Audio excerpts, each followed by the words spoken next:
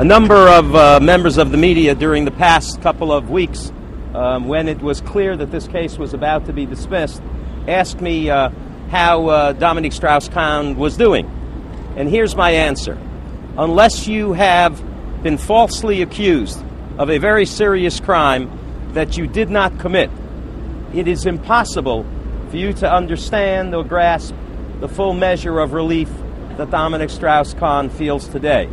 This is a horrific nightmare that he and his family have lived through.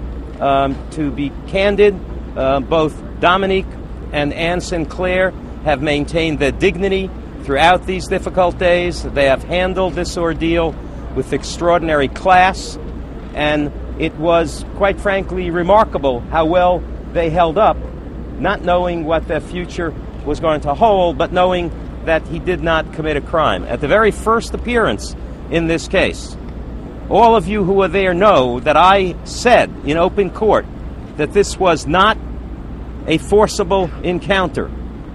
You can engage in inappropriate behavior, perhaps, but that is much different than a crime. And this case was treated as a crime when it was not. And finally, I'd like to say this, and I'd like to say it publicly, and I say it proudly.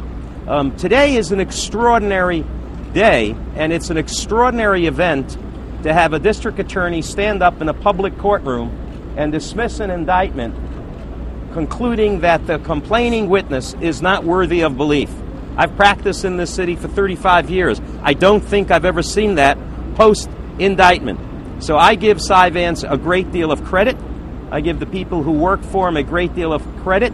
This was a courageous decision on his part, one for which he will receive, I think, some criticism, but only by people who don't bother to read the dismissal on record. If you read the dismissal on record, the reason for the dismissal is clear and compelling.